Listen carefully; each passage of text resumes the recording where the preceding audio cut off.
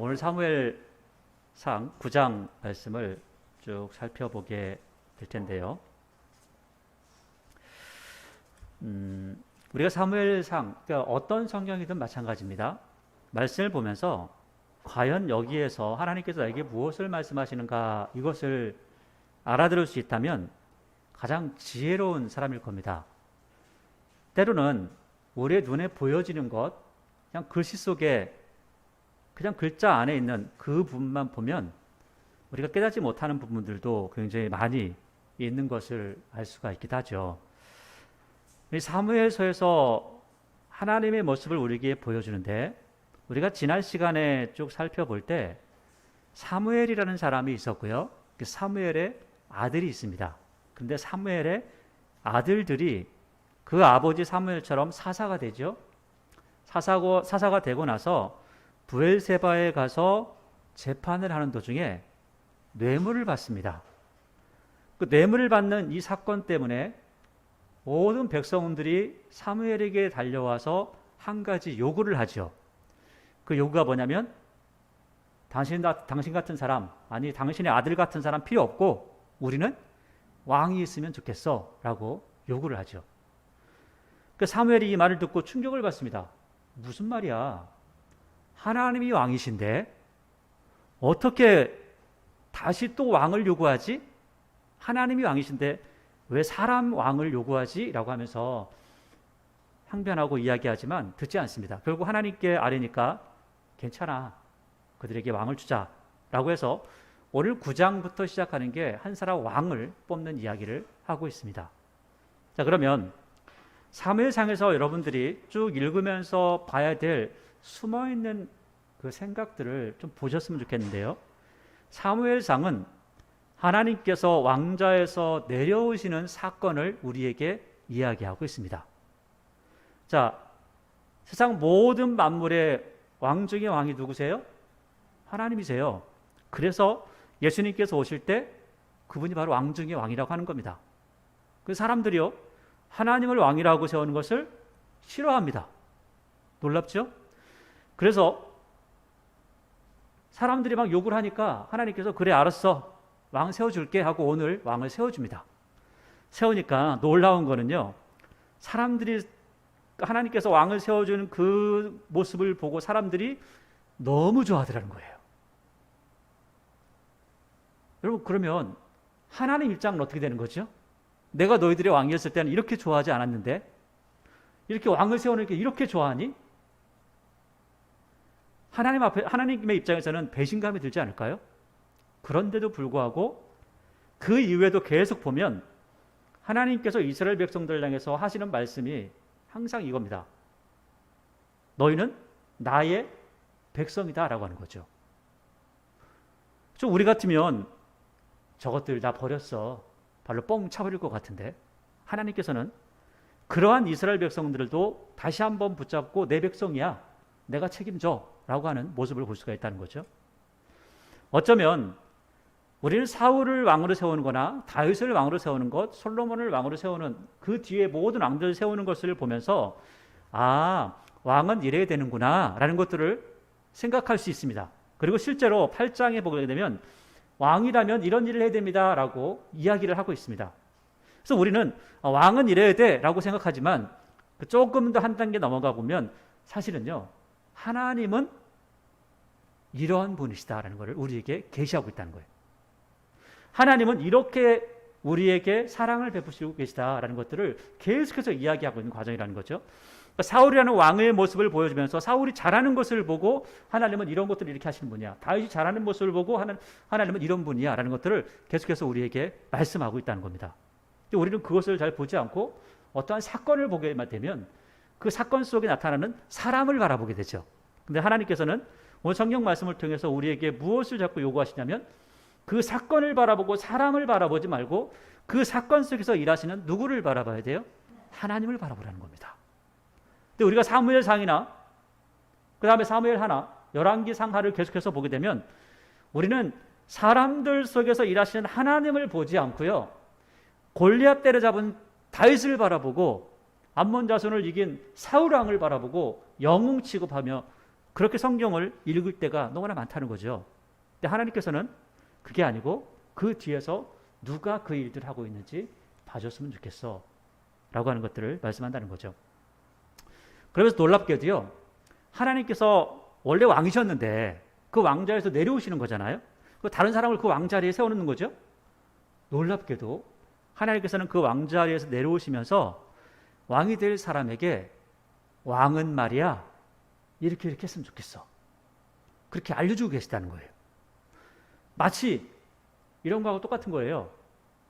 어떤 사람이 정말 이거는 뭐 완전하게 똑같은 건 아니지만 그럼에도 나라에서 버림받은 대통령 이런 사람들이 내려가면서 뭐라고 하냐면 정말 잘했는데 너무너무 잘했던 대통령이었는데 어느 날 쫓겨나게 된 겁니다.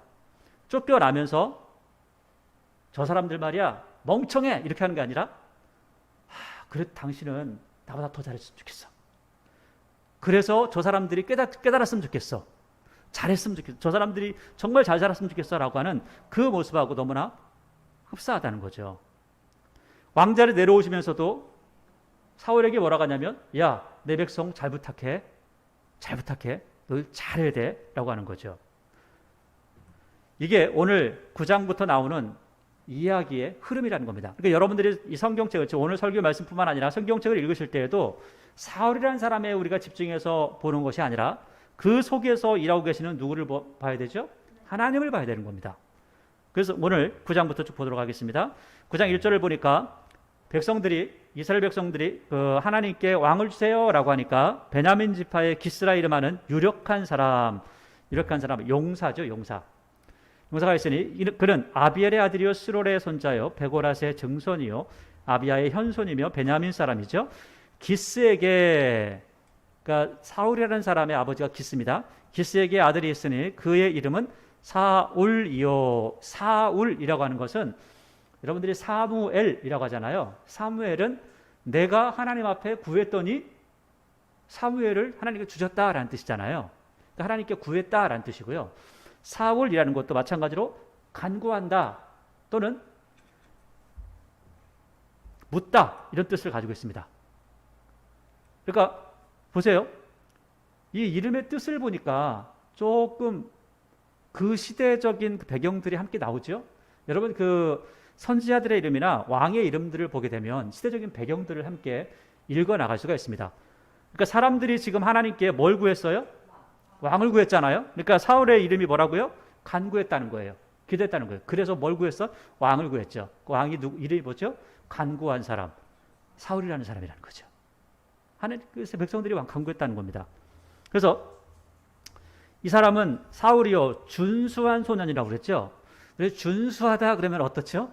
외모가 좀 수려하고 좀 멋지고 이런 거 생각하잖아요.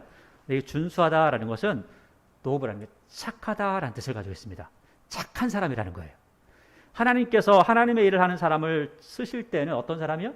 착한 사람. 그래서 이것을 디모데에게 편지 보내면서 사도 바울은 뭐라 하냐면 깨끗한 사람. 뭐 금그릇 은그릇 다 필요 없어. 나무 그릇 다 필요 없고 뭘 쓴다고요? 사람이 깨끗하면 쓰는데 더러우면 어떻게 해요? 못 쓰죠. 쓸 수가 없죠. 착한 사람을 쓴다는 겁니다. 그래서 여러분들이 보시면 이 사울이라는 사람이 오늘 이 사건을 보니까 이 뒤에 이렇게 나옵니다. 준수한 소년이고 이스라엘 자손 중에 그보다 더 준수한 사가 없고 키는 백성보다 어깨만큼 더 컸고 사울의 아버지 기스가 암나귀들을 잃고 그 아들 사울에게 이르되 너는 일어나 한 사환을 데리고 와서 암나귀 한 마리가 아니라 암나귀가 몇 개가 되는 거예요. 근데 한 번에 잊어버린 거죠. 잃어버리는 게 참 쉽지 않을 텐데 잃어버린 겁니다. 그러니까 이것을 찾으러 다닙니다.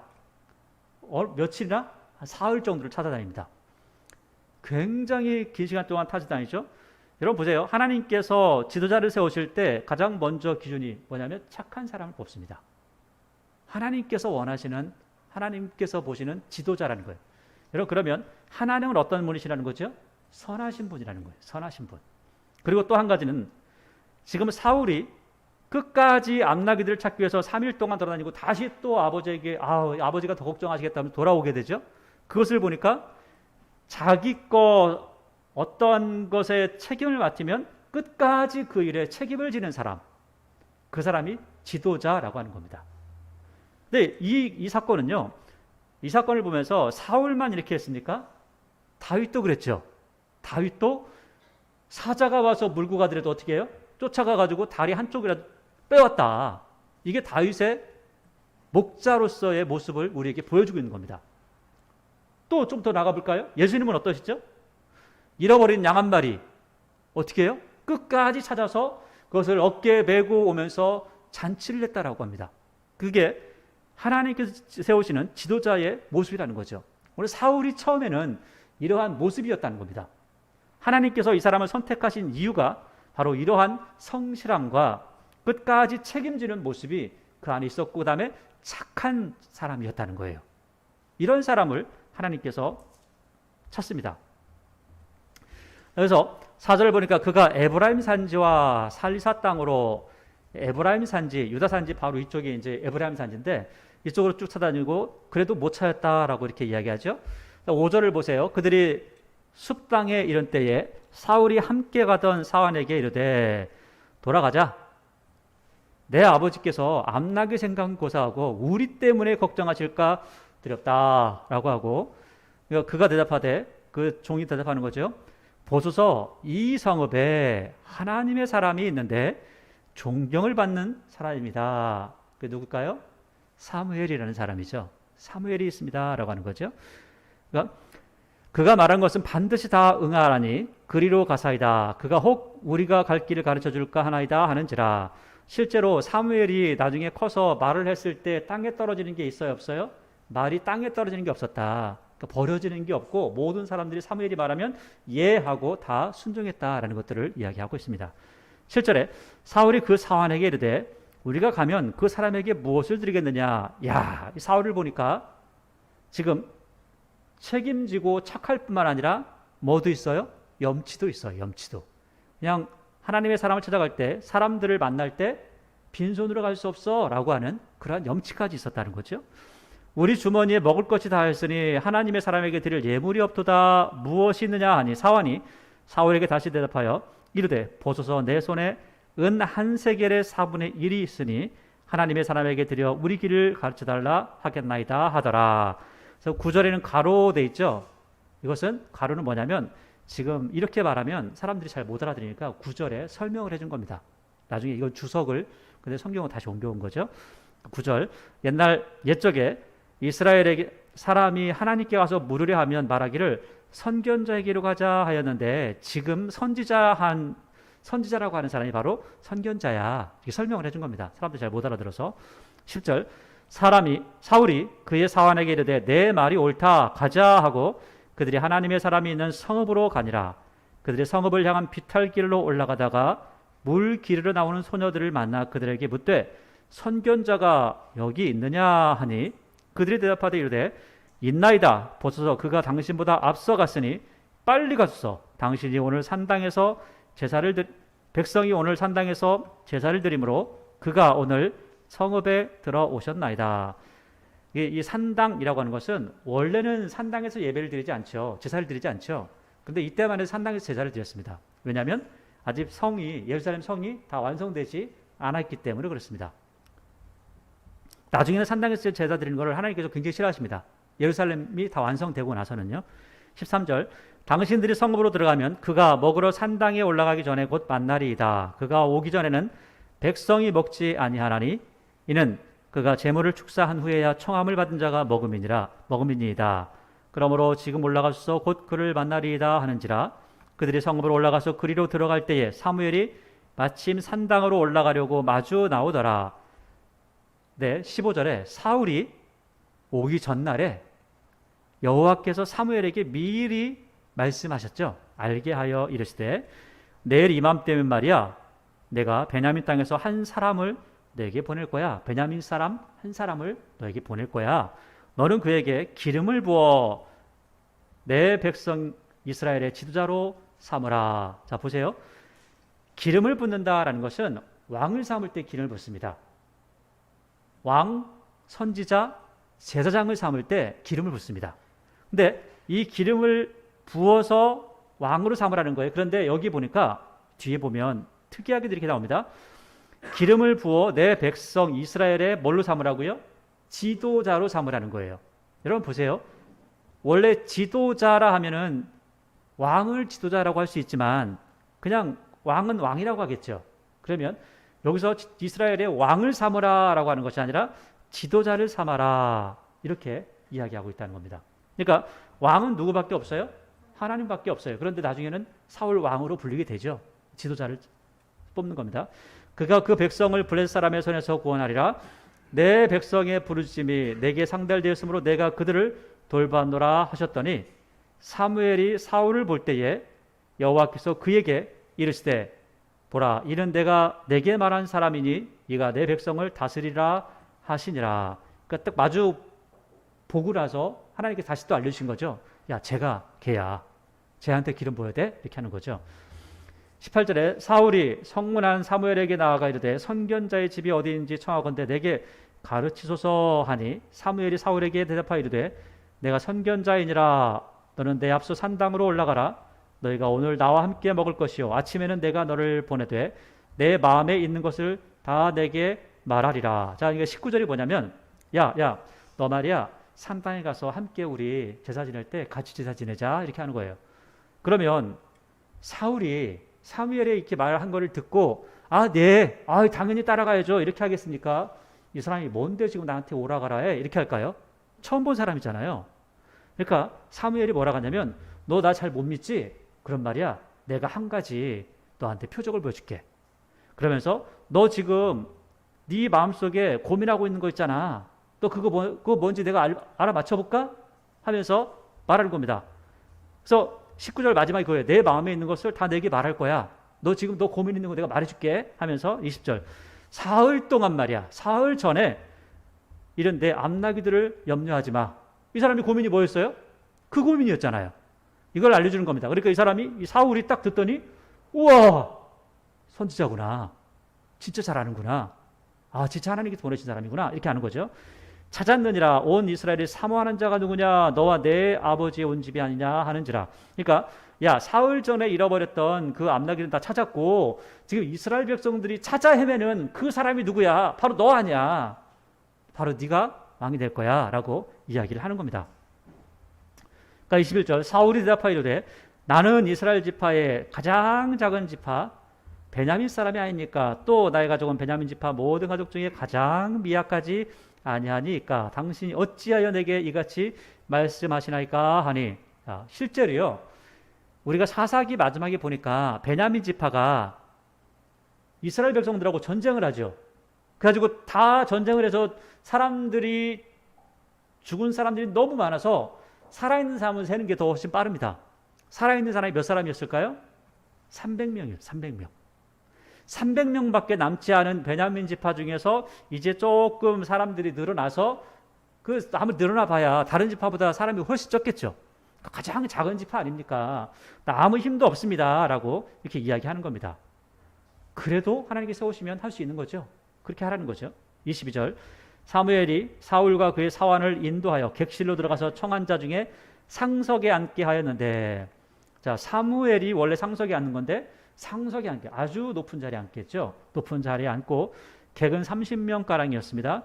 사무엘이 요리인에게 이르되 자 사무엘이 누구를 불러요? 요리사를 부르는 거죠. 여러분 요리사가 요즘만 있었던 게 아니에요. 사무엘 때도 뭐가 있었어요? 요리사가 있었습니다. 자 그럼 이때 당시에 요리사는 남자였을까요? 여자였을까요? 남자였겠죠. 왜요? 이 당시에 요리를 하려면 풀 뜯어가지고 하는 게 아니에요. 소를 잡아가지고 하는 겁니다. 그러니까 소를 잡고 다 각을 뜨고 하는 이 모든 작업들이요. 여자는 할 수가 없는 거예요. 너무 힘들어서. 이 당시에 요리사는 남자였겠죠. 지금도 마찬가지로 요리사는 남자가 많죠. 자 23절 사무엘이 요리인에게 이르되 내가 내게 주며 내게 두라고 말한 그 부분을 가져오라. 요리인이 넓적다리와 그것에 붙은 것을 가져다가 사울 앞에 놓고 함께 먹었습니다. 레위기에 보니까 우측 넓적다리는요 원래 아론 자손들만 먹는 겁니다. 그런데 불러서 함께 먹으면서 지도자를 세우는 이러한 의식을 하게 되는 거죠. 자 26절 5절을 보겠습니다. 그들이 산당에서 내려 성읍에 들어가서는 사무엘이 사울과 함께 지붕에서 담화하고. 여러분 보세요. 이 우리나라 번역이 참 그런데 사무엘과 사울이 어디에서 이야기를 나눴어요? 지붕. 여러분 지붕에서 이야기 나누는 게 좀 이해가 되세요? 근데 이게 사실은 지붕이라고 하는 게 우리나라 이 당시에 처음 성경을 번역할 당시에는요, 이게 이해가 안 되는 말이었습니다. 왜? 문화가 달라서요? 근데 지금은 이해가 되죠. 여러분 예전에 예전에는 우리나라가 뭐 초가집, 기와집 이런 거 지었잖아요. 그러니까 지붕이 되는 거죠. 근데 그 다음에 우리 그 집들을 보면 양옥집이 많았죠. 양옥집이 많으면 위에 옥상이 있죠. 그 옥상의 개념입니다. 그러니까 옥상의 개념이요. 우리나라는 이렇게 늦게 나왔지만 여기는 옛날부터, 아주 옛날부터 옥상의 개념이 있었던 거예요. 그래서 나중에 신약에 보니까 중풍병자 걸린 친구를 데리고 와서 지붕을 뜯고 막 했다고 하잖아요. 이게 옥상에 올라와서 거기를 해치고 내렸다. 그런 뜻을 가지고 있는 겁니다. 그러니까 문화를 보면 훨씬 더 이야기가 쉬워진 거죠. 26절, 그들이 일찍이 일어날 새 동틀 때쯤이라 사무엘이 지붕에서 사울을 불러 이르되, 그러니까 잠을 어디서 잔 거예요? 지붕에서 한참 얘기하다가 잠도 자고 다시 또 일어난 거예요. 일찍 일어나서. 그래서 일어나라, 내가 너를 보내리라 하며 사울이 일어나고 그 두 사람 사울과 사무엘이 함께 밖으로 나아가서 성읍 끝에 이르되 사무엘이 사울에게 이르되 사원에게 우리를 앞서게 하라 하니라. 사원이 앞서 가므로 또 이르되 너는 잠깐 서 있으라. 내가 하나님의 말씀을 내게 들려주리라 하더라. 그러니까 그 사원 잠깐 두고 가가지고 사울에게만 그 다른 사람 보는 게 아니라 사울에게만 기름을 부어주는 겁니다. 기름을 붓는 것은 왕, 선지자, 제사장 이 세 사람만 붓는 거예요. 세 사람에게만 붓는 겁니다. 근데 이 사람은 왕이 될 거니까 기름을 부어주는 겁니다. 10절에 이에 사무엘이 기름병을 가져다가 사울의 머리에 붓고 입 맞추며 이르되, 여러분 입 맞춘다는 게 우리나라는 문화적으로 이게 좀 이상하잖아요. 남자가 남자한테 입 맞추는 게. 근데 여기는 문화적으로 이렇게 문제가 안 됐었습니다. 그래서 나중에 이 신약까지 가는데 그 신약에 가서도 뭐라고 하냐면 서로 입맞춤으로 인사해라 이렇게 이야기를 합니다. 근데 이게요, 우리나라는 이게 말도 안 되는 소리잖아요. 지금 유럽에 가도 우리 그 교회 목사님들이 유럽에 가서 설교를 하면 나올 때 다 입맞추러 간답니다. 나가는 사람한테. 우리나라 문화는 이해가 안 되잖아요. 근데 서로 입맞추지 않으면 무시하는 거라고 그래요. 거기는 문화가. 근데 지금은 코로나 때문에 뭐 그런 거 하면 큰일 나죠. 지금 그런 문화도 조금씩 바뀔 것 같습니다. 코로나 때문에. 다시 10장 1절에 이에 사무엘이 기름병을 가져다가 사울의 머리에 붓고 입맞춤에 이르되 여호와께서 내게 기름을 부으사 그의 기업의 지도자. 자, 그의 기업이 뭐죠? 이스라엘 백성의 지도자로 삼지 않았냐. 내가 오늘 나를 떠나가다가 자, 지금 너를 지도자로 삼았는데 이 사람이요. 아까도 말씀드렸지만 좀 전에도 보았지만 사무엘 이 사람이 도대체 누군데 내가 이 사람을 따라가야 돼? 라고 했을 때 한 가지 너 마음속에 생각하는 거 내가 알려줄게 하면서 알려줬잖아요. 근데 기름을 붓고 나서도 사람이 그럴 거 아니에요. 아니 내가 뭐 기름 부음을 받은 이유가 뭐야? 내가 이거 왜 그런 거야? 이거 어떻게 믿을 수 있어? 라고 또 할 거 아니에요. 그러니까 다시 또 사무엘이 너 이러한 일을 또 경험할 거야. 그거 경험하고 나면 네가 하나님께 선택받은 지도자라는 것을 꼭 알아야 돼 라고 하는 이야기를 하는 겁니다. 자, 2절 보세요. 내가 오늘 나를 떠나다가 베냐민 경계 셀사에 있는 라헬의 묘실 곁에서 두 사람을 만날 건데 한 사람도 아니고 두 사람을 만나는 겁니다. 여러분 하나님께서는 어떤 만약에 환상을 보거나 어떤 계시를 보여주거나 하면 절대로 헷갈리게 주지 않습니다. 명확하게 주는 거예요. 근데 지금은 환상이나 계시가 있어요, 없어요? 그런 것들을 믿지 말라고 지금은 그런 거 하지 말라는 거예요. 왜냐하면 말씀이 더 정확하니까 그런 거 하지 말라는 겁니다. 그런데 지금도 자꾸 환상 따라가고 뭘 보고 따라가는 그러면 이게 하나님께 주신 건지 아니면 마귀가 준 건지 잘 헷갈릴 때가 있어요. 그러면은 명확하지 않으면 어디로 돌아와야 된다? 말씀으로 돌아와라. 말씀으로. 무조건 말씀이에요. 그래서 여기 보니까 다시 2절에 내가 오늘 나를 떠나다가 베냐민 경계 셀사에 있는 라헬의 묘실 곁에 두서 두 사람을 만나리니 그들이 내게 이르기를 내가 찾으러 갔던 암나기를 찾은지라 내 아버지가 암나기들의 염려는 놓았으나 너희로 말미암아 걱정하이르되 내 아들을 위하여 어찌하리요 하더라. 이렇게 말할 거야. 이렇게 하는 겁니다. 자, 그리고 한 번 가지고 너 못 믿지? 내가 또 알려줄게. 그러면서 3절. 내가 거기서 또 더 나아가서 다볼 상수실에 이르면 거기서 하나님을 배우려고 베델로 올라가는 세 사람, 한 사람도 아니고 두 사람도 아니고 세 사람, 정확하게 딱 이야기하는 거예요. 만날 건데 한 사람은 염소 새끼 셋을 이끌었고 한 사람은 떡 세 덩이를 가졌고 한 사람은 포도주 한 가죽 부대를 가진지라. 그들이 내게 문안하고 떡 두 덩이를 주겠고 너는 그의 손에서 받을 거야. 너 이거 경험하고 나면 네가 하나님께서 너한테 기름 부은 거 알아야 돼 하는 겁니다. 5절. 그 후에 또 못 믿겠지? 그럼 내가 또 한 가지 알려줄게 하면서 5절에 그 후에 내가 하나님의 산에 이르리니 그곳에는 블레셋 사람들의 영문이 있느니라. 자, 보세요. 5절을 보니까 이게 슬픈 이야기가 하나가 나옵니다. 그 후에, 그러니까 지금 두 번째까지 기적을 보여줄 거야. 아직 일어나지 않았습니다. 그런데 세 번째 기적은 어디서 일어나냐면 내가 하나님의 산에 이를 건데 하나님의 산이라는 것은 그냥 뭐 하나님의 산, 뭐 신의 산 이런 것들을 얘기하는 게 아니에요. 그러니까 하나님의 기브아라는 게 기브아라는 산에 갈 거야 이렇게 얘기하는 겁니다. 이 산이라고 하는 게 기브아라고 하는 뜻이에요. 기브아 원래 기브아라고 하는 그 히브리어입니다. 근데 이런 때 거기에는 블레셋 사람들의 뭐가 있어요? 영문이라고 하는 것은 뭐냐면 수비대가 있다는 거예요. 수비대. 자, 그러니까 사무엘이 다스리던 때인데도 불구하고 이 기브아라는 곳에 누가 와서 다스리고 있어요? 지금 블레셋 사람들이 다스리고 있다는 거예요. 이 한마디에 그런 사건들이 녹아 있다는 겁니다. 자, 그래서 여기 이렇게 있으니까 블레셋 사람들이 와가지고 괴롭히니 얼마나 힘들겠어요. 그런 삶을 지금 이스라엘 백성들이 살고 있다는 것을 이 한마디에다가 넣어놨다는 겁니다. 그 다음에 내가 그리로 가서 그 성읍으로 들어갈 때에 선지자의 무리가 산당에서부터 비파와 소고와 저와 수금을 앞세우고 예언함에 내려오는 것을 만날 것이요. 그러니까 선지자들을 만날 거야. 이렇게 하는 거예요. 그러면서 6절에 그 만났을 때 내게는 여호와 영이 크게 임하리니 너도 그들과 함께 예언을 하고 변하여 새 사람이 될 거야. 그러니까 지금 이 세 가지의 일이 너한테 다 벌어질 거야. 그 세 가지 경험하고 나면 야, 이거 진짜구나. 그걸 알아야 돼 라고 하는 거죠. 그래서 7절에 이 세 가지의 징조가 내게 임하면 너는 말이야 기회를 따라 행하라. 어떤 상황에 따라서 네가 잘 생각하고 잘 움직여야 돼 라고 이야기를 한 겁니다. 그래서 하나님이 너와 함께 하시느니라. 이 세 가지 사건이 너한테 일어나면 그때부터는 누가 함께 하신다고요? 하나님께서 함께 하시는 거야. 네가 결정하는 것 하나님께서 하시는 거야 라고 하는 거죠. 8절에 너는 나보다 앞서 길갈로 내려가라. 길갈이라고 하는 것은 이스라엘 백성들이 요단 동편에서 서편으로 올 때 여리고를 치기 전에 길갈에서 머물렀죠. 그래서 여기 처음 이스라엘로 들어왔을 때에 처음에 시작했던 그 자리, 할례를 행했던 그 자리에서 이제부터 다시 시작해 라고 하는 거죠. 내가 내게로 내려가서 번제와 화목제를 드리리니 내가 내게 가서 내게 행할 것을 가르칠 때까지 7일 동안을 기다리라. 그래서 9절에 그가 사무엘에게 떠나려고 몸을 돌이킬 때에 하나님이 어떤 마음을요? 새 마음을 주셨어요. 여러분 하나님의 일을 할 때는 하나님의 사람을 살아갈 때는 새 마음을 가져야 되는 거죠. 자, 이전 것은 지나갔으니 새 것이 되었도다. 성령께서 함께 하시면 새 사람이 되어야 된다는 거예요.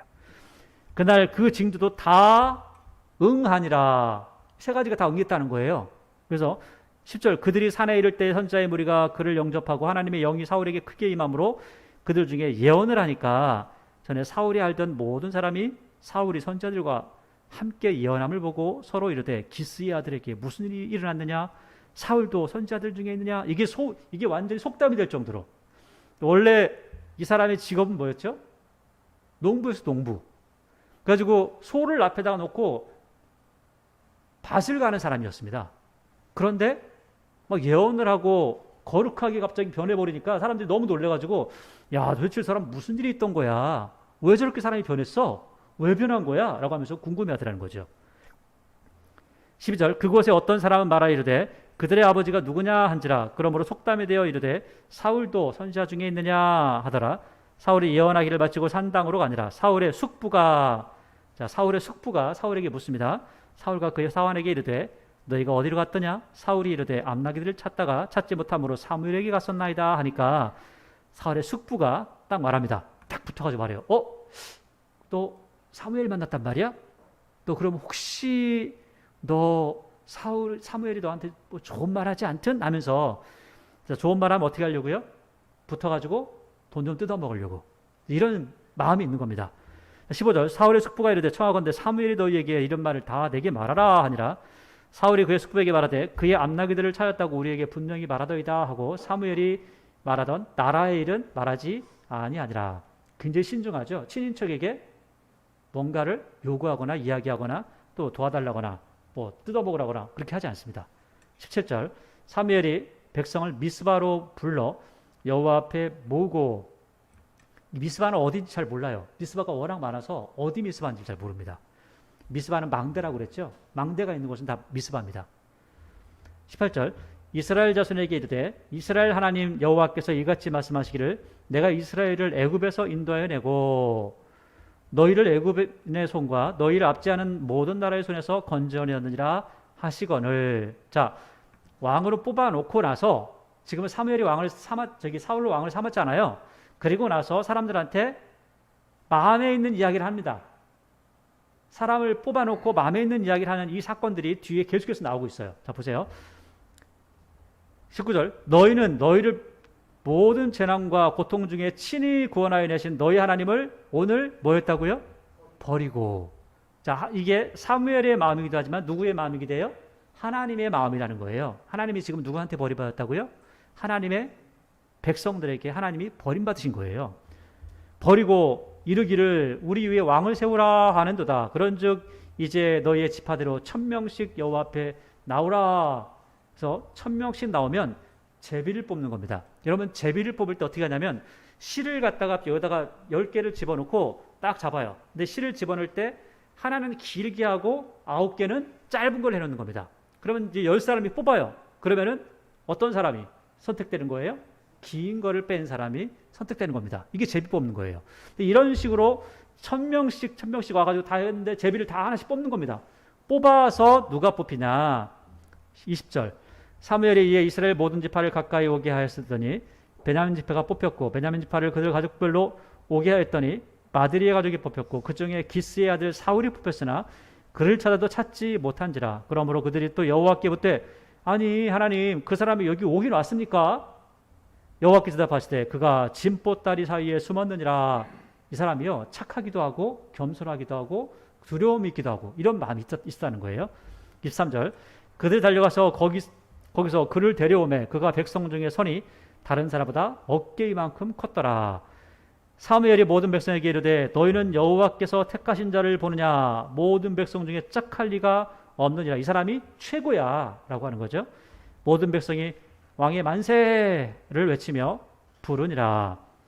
그러면서 25절에 사무엘이 왕을 뽑아놓고 나서 왕의 나라의 제도를 백성에게 말하고 책에 기록하여 여호와 앞에 두고 모든 백성은 각기 집으로 보내매.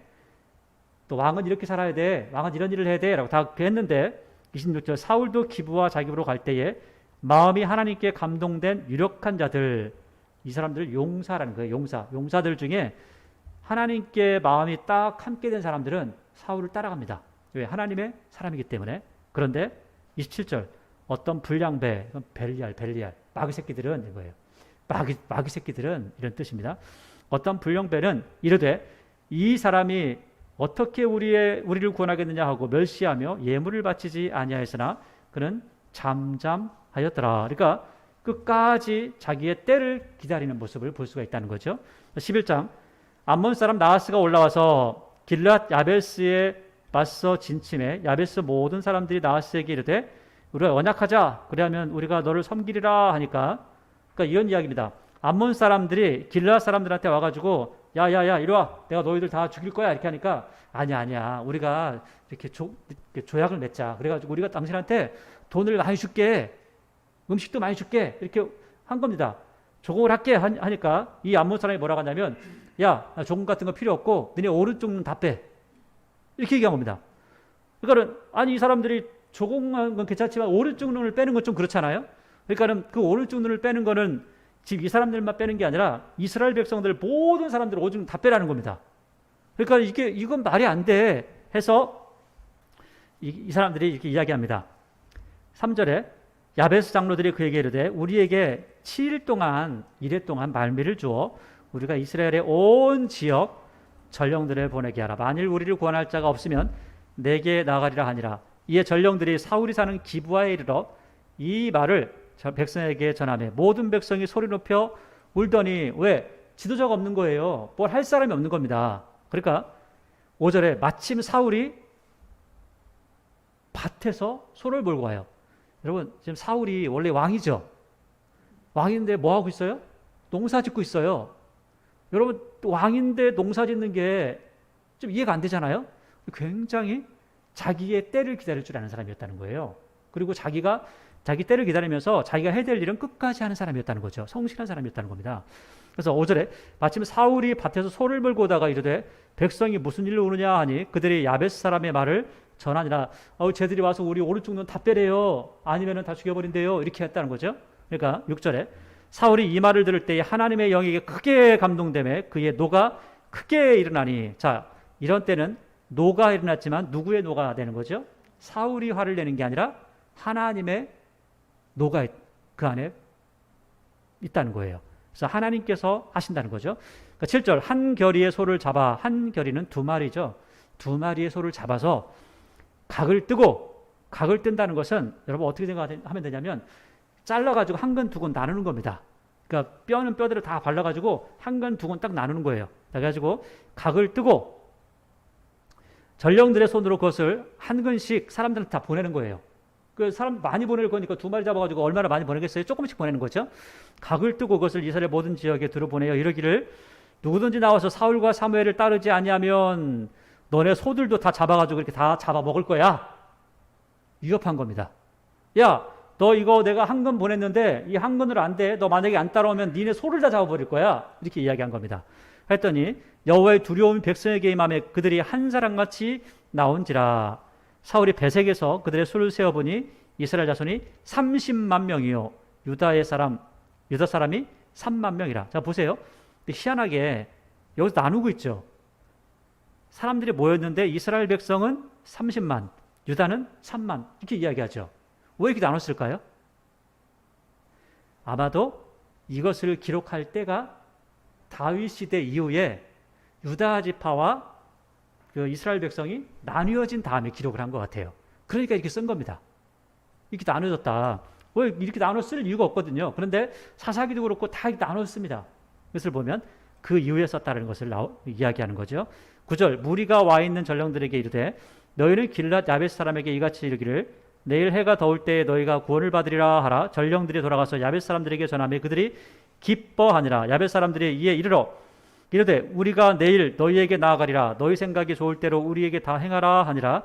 이튿날 사울이 백성을 3대로 나누고 새벽에 적진 가운데 들어가서 날이 더울 때까지 암몬 사람들을 치매 죽였다는 거죠. 남은 자가 다 흩어져 둘도 함께 한 자가 없었더라. 전쟁을 이긴 겁니다. 자, 그런데 사울을 따르는 사람이 있고 따르지 않는 사람들이 있었죠. 자, 그러니까 12절 백성이 사무엘에게 이르되 사울이 어찌 우리를 다스리겠느냐. 아니 사울 왕을 무시한 사람 누굽니까? 다 나오라고 그래요. 다 끌어내세요. 우리가 다 죽여버리겠습니다. 그 전에 이제 따르지 않았던 사람은 굉장히 곤란해지겠죠.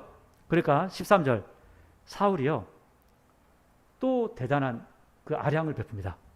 13절 그 왕으로서의 모습이 다 이렇다는 거예요. 여러분 이 모습 왕의 모습을 보여주는 것은 또 누구의 모습을 보여주는 거라고요? 원래 하나님께서 이런 분이라는 것을 알려주고 있는 겁니다. 자, 그 다음에 그 13절 사울이 이르되 이 날에는 사람을 죽이지 못해. 왜? 하나님께서 여호와께서 오늘 이스라엘 중에 구원을 베푸셨는데 하나님께서 이렇게 우리에게 선물을 주셨는데 무슨 소리야. 사람을 죽이지 마. 서로 화합해야지. 이제 알았잖아. 서로 하나 되자라고 이야기를 합니다. 14절에 사무엘이 백성에게 이르되 오라 우리가 길갈로 가서 나라를 새롭게 하자. 모든 백성이 길갈로 가서 거기서 여호와 앞에서 사울을 왕으로 삼고 길갈에서 여호와 앞에 화목제를 드리고 사울과 이스라엘 모든 사람이 거기서 크게 기뻐하니라. 자, 길갈은 이스라엘 백성들이 처음 이스라엘에 들어올 때 그 가나안 땅에 들어올 때 처음으로 그 진지를 구축했던 곳이라고 말씀드렸죠. 새로운 마음을 가지고 이스라엘을 만들어 가자라고 하는 겁니다. 여러분 오늘 전체 이야기 보니까 하나님께서 왕을 세워가는 과정을 이야기하고 있습니다. 자, 그런데 사람들은 하나님이 버림받고 사람 왕이 세워진 것을 너무너무 좋아합니다. 하나님께서는 그 모습을 바라보면서 굉장히 많이 속상하지만 그럼에도 불구하고 끝까지 이스라엘 백성들을 지켜가는 모습을 우리에게 보여주고 또 왕으로서 마땅히 행할 바가 무엇인지를 계속해서 말씀해 주고 계십니다.